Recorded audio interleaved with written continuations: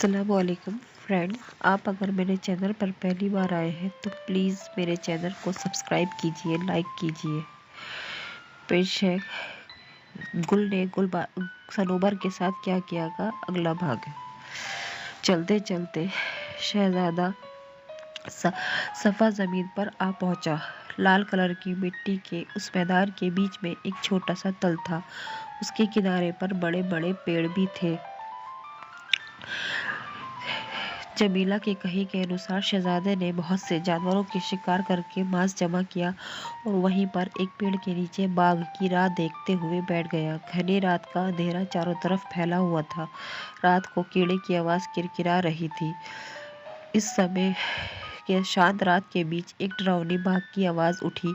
वह आवाज़ इतनी डरावनी थी कि उस जंगल की एक एक पेड़ की डाल तूफान आने के जैसी हिलने लगी।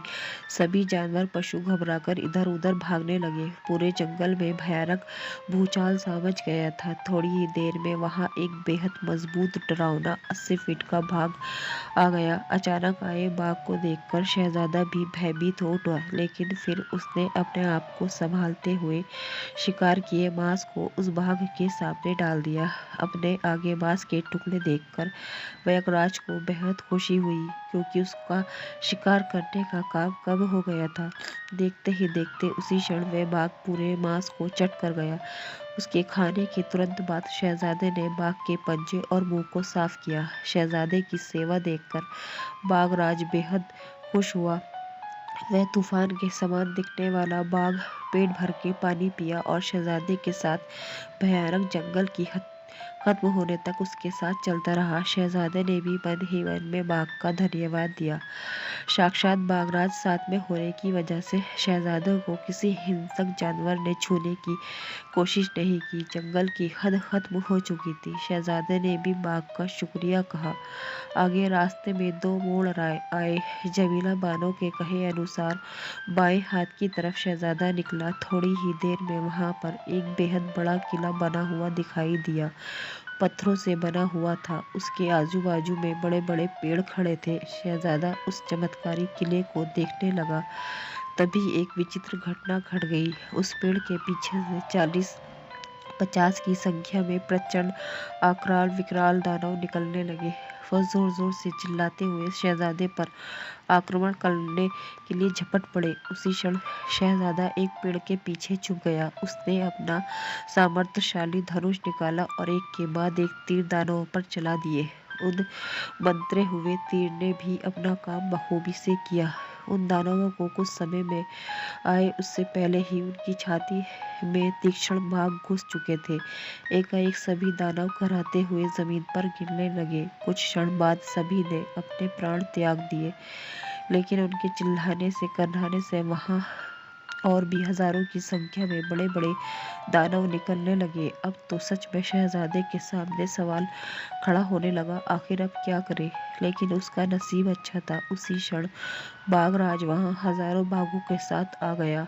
देखते ही देखते सभी बाघ एक एक करके दानवों पर टूट पड़े। दानव सैन्य घबराने लगे। तभी शहजादे ने अपनी जादुई तलवार निकाली। सभी तरफ मिट्टी का तूफान उठने लगा। इतना बड़ा किला भी अब हिलने लगा था। ये सब चमत्कारिक दृश्य देखकर दानव घबरा गए और वहां से भागने लगे। सभी तरफ शांति होने पर शहजादे ने आराम की सांस ली, लेकिन ये सांस उसकी कुछ ही क्षण की थी। दूसरे ही क्षण उन दानवों का मुखिया विशाल दैत्य तरमताक पैर पटकते हुए वहां प्रकट हुआ। वो विशाल दानव बेहद गुस्से में था। उसके बदन पर उगे पूरे बाल गुस्से से खड़े हो गए थे। उसकी लाल लाल गुस्सैल आंखों से देखते हुए, दांतों को दबाते हुए, जोर जोर से चिल्लाते हुए बोला, हे मूर्ख इंसान, तुमने बहुत समय से मेरे क्षेत्र में तूफान मचा रखा है। मेरे राज्य में इतना नुकसान करने वाला तू ही एक अकेला इंसान है, लेकिन इसकी सजा तुम्हें अब भुगतनी होगी। इतना कहकर उस प्रचंड विशाल दानव ने अपनी कांटेदार गदा शहजादे के सर पर गुस्से से दे मारी। लेकिन ये क्या चमत्कार, शहजादे को उस प्रहार का कोई असर ही नहीं हुआ। तभी शहजादे को समझ आया कि ये कमाल उस खंजर का है जो जमीला ने दिया हुआ था। इस प्रकार का इंसान पर कोई असर नहीं हुआ। ये देखकर तरमताक दानव और भी ज्यादा गुस्सैल हो गया। लेकिन तभी शहजादे ने उस दानव से कहा, है तरमताक महाराज, आपको कोई गलत फहमी हुई है, अपने मन में कर ली है। मैं नर्मदा से आपसे सच कह रहा हूँ, मैंने आपके दानव सैन्यों पर आक्रमण नहीं किया, बल्कि उन्होंने मुझ पर इस रास्ते से जाते समय मुझ पर आक्रमण किया है। अगर मैं प्रतिकार नहीं करता तो मैं बेकार में मारा जाता। महाराज, मेरा दानवों से युद्ध का कोई विचार नहीं था। हे मूर्ख इंसान, मुझे तुम्हारा ज्ञान सुनने की बिल्कुल भी इच्छा नहीं है। तुमने ही दानवों से युद्ध शुरू किया या नहीं, मुझे इससे कोई मतलब नहीं, लेकिन तुमने उन्हें खत्म किया है तो तुम्हें इसकी सजा मिलेगी। तरमताक चिल्लाते हुए बोला। इतना कहकर उस विशाल दानव ने शहजादे को गुड्डे की तरह अपने पंजों में उठाया और तेजी से भागने लगा। तभी शहजादे ने सोचा कि अब मेरे पास कोई रास्ता नहीं, दानवों के साथ अब इस दानव को भी विनाश करना जरूरी है, वरना मेरा लक्ष्य अधूरा रह जाएगा। तभी शहजादे ने अपनी कमर से तैमूसी खंजीर निकाला और तरमताक की गर्दन पर खचाखच वार किए। उसी क्षण वह विशाल दानव कराहते हुए जमीन पर गिरा। उस विशाल दानव के गिरने के साथ मानो पूरी धरती कुछ सेकंड के लिए कांप गई। दानव से युद्ध के साथ तरमताक दानव का संकट दूर होते ही शहजादे ने उस खुमाश किले में प्रवेश किया। उस किले में शहजादे ने तरमताक की बेटी को सारी सच्चाई बयां की। इस तरह से दानव से युद्ध के बाद तुम्हारे पिता को मारना पड़ा। इतना कहते हुए शहजादे ने उसे हिम्मत बधाई। दोपहर का समय था। धूप तेजी से अपनी छाप छोड़ रही थी। पूरा प्रदेश धूप से लाल हो चुका था। पेड़ के पत्ते बुरी तरह से मुरझा चुके थे। तेज धूप की गर्म हवाओं ने पूरे शरीर को गला दिया था। पसीने से लथपथ हो चुका था। आंखें भी घूमने लगी थी। बहुत अपने आप को रेगिस्तान में बहुत कुछ पड़ा होगा। उसी प्रकार कुछ ही क्षण में शहजादा एक पेड़ के नीचे आके खड़ा हुआ। उस रेगिस्तान में सिर्फ वो एक ही पेड़ खड़ा हुआ था। उस पेड़ की छांव बहुत दूर तक फैली हुई थी। उस पेड़ पर मीठे फल भी लगे हुए थे। शहजादे को अब काफी भूख लगी थी। उसने वहीं पेड़ के नीचे पंछियों के खाए हुए बहुत से नीचे पड़े फल को खाने का फैसला किया, क्योंकि वह कोई जहरीला भी नहीं था तो खाने में कोई नुकसान नहीं था। ये सोचकर शहजादे ने अपनी भूख मिटाने के लिए फल को खाना शुरू कर दिया।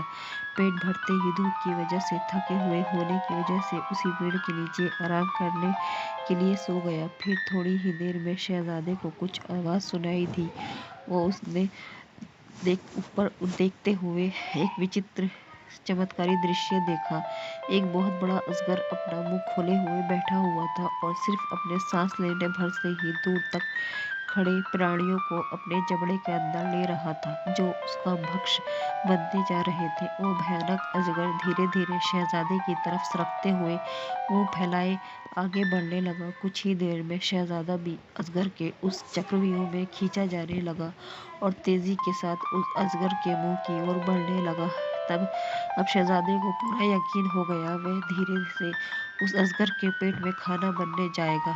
लेकिन तभी शहजादे को एक आइडिया आया। उसने उसी तेजी के साथ अजगर के मुंह में जाते ही अपनी तलवार निकाली और बिल्कुल सीधी उसके मुंह के अंदर रख दी, जिससे उस भयानक अजगर को मुंह बंद करने में समस्या आ जाए। फिर भी अगर उसने मुंह बंद करने की कोशिश की तो उस तलवार से उसके मुख में जख्म हो जाएंगे। उसकी चाल सफल हो गई।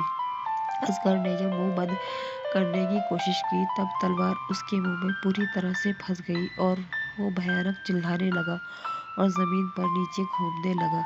उसी वक्त समय देख के शहजादे ने बड़ी ही चतुराई से अपने कमर से खंजर निकाल के एक एक करके वार करने लगा। थोड़ी देर में अजगर खून से लथपथ होकर वहीं ढेर हो गया। उसकी पूरी तरह से हलचल बंद हो गई। शहजादे ने उसे मरे हुए अजगर के टुकड़े टुकड़े करके उस पेड़ के ऊपर के शाहमृग के बच्चों को खिलाने को दे दिए और उसके बाद थक के वो वहीं सो गया। थोड़ी देर बाद आसमान में पूरी तरह से काले बादल छा गए। सब जगह अंधेरा हो गया। जोर से हवा चलने लगी और अगले ही पल वहां पर एक शाहमृग जोड़ा उतरा। आसपास पड़ा हुआ खून मांस के टुकड़े देख के और पास में ही सोए हुए शहजादे को देख के उन शाहमृग को लगा कि उनके बच्चों को उस दुष्ट आदमी ने मार दिया है। जो सोया हुआ है उसी ने हमारे बच्चों को खाया होगा। मैं अब उसको मारे बिना नहीं रहूंगा। ऐसा कहकर नरशाहमुर्ग अपनी नुकीली चोंच से उन आदमी को मारने आगे आया, परंतु उसे रोकते हुए उसे मादा शाहमुर्ग बोली, रुको, तुरंत ऐसा मत सोचो, पहले हम हमारे बच्चों को देख लेते हैं। नर शाहमुर्ग को ये बात सही लगी और दोनों ही अपने घोंसले की तरफ निकल पड़े।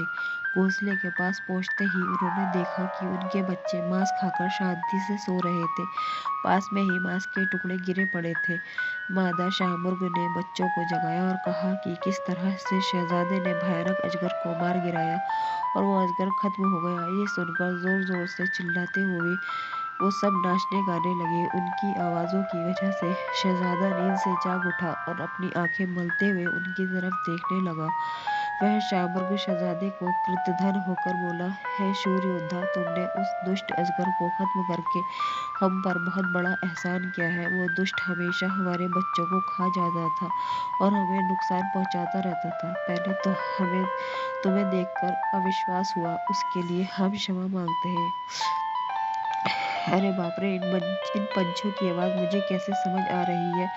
ये तो जैसे कहानी में होता है, ऐसा मेरे साथ हो रहा है। शहजादा ये सोचकर आश्चर्यचकित हो गया, खुद से ही बोलता रहा। लेकिन शाहमुर्ग ने उसके सवाल की पहेली को जवाब देते हुए कहा, हे शहजादे, इस पेड़ के फल जो कोई खाता है उससे पूरे सब जानवरों की, पंछियों की आवाज़ सुनाई देने की शक्ति प्राप्त हो जाती है। इसलिए तुम हम सबकी भाषा समझ पा रहे हो। ये कोई दादियों द्वारा सुनाई कहानी नहीं है, जो कोई सपना नहीं है, लेकिन है परोपकारी इंसान। तुम हो कौन और यहाँ क्या कर रहे हो? इतनी दूर तुम किस लिए आए हो? क्या हम तुम्हारी कोई मदद कर सकते हैं? तुम्हें मदद करते हुए हमें बेहद खुशी होगी। शहजादे ने पूरी दास्तान उन्हें बताई। उस पर शाहमुर्ग ने कहा, हे शहजादे, यहाँ से थोड़ी ही दूर एक साथ मिले हुए 7 महासागर फैले हुए हैं। उन महासागरों के उस पार ही वो वाफाक शहर है। मैं तुम्हें अपने पैरों से बांधकर उस शहर में छोड़ सकता हूँ, लेकिन इस सफ़र को बहुत दिन लगेंगे, इसलिए खाने के लिए तुम खूब सारे फल ले लो। उस रात को वहीं रुककर आराम करने के बाद सुबह होते ही शहजादे ने भरपूर फल इकट्ठा किए और दोनों अपने सफ़र के लिए वाफाक शहर की तरफ निकल पड़े। शहजादे ने खुद को इतनी अच्छी तरह से पैर से बांध लिया कि वे जल्दी से छूटे नहीं। उस प्रचंड शाहमुर्ग ने आकाश में उड़ान भरी और तेजी के साथ आसमान में जा पहुंचे। आसमान में उनका यह सफ़र काफ़ी दिनों तक चलता रहा। नीचे पूरे महासागरों में नीला पानी भरा हुआ था।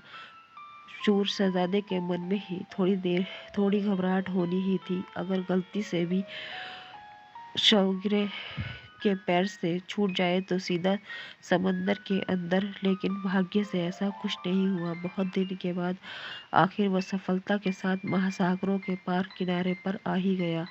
किनारे पर आते ही शहजादे ने खुद को शाहमुर्ग के पैरों से खुद को अलग किया। शाहमुर्ग ने उसे एक पंख तोड़ कर देते हुए कहा, ये टुकड़ा तुम अग्नि के साथ जलाते ही मैं फिर से तुम्हारे सामने आ जाऊंगा, इसे तुम अपने पास रखो। शहजादे ने उस पंख के टुकड़े को लेते हुए उसका शुक्रिया अदा किया और कहा, आपका यह मैं एहसान कभी नहीं चुका सकता। अगर आप नहीं होते तो मुझे नहीं लगता कि मैं इन 7 समंदरों को पार करके वाफाक शहर तक पहुंच पाता।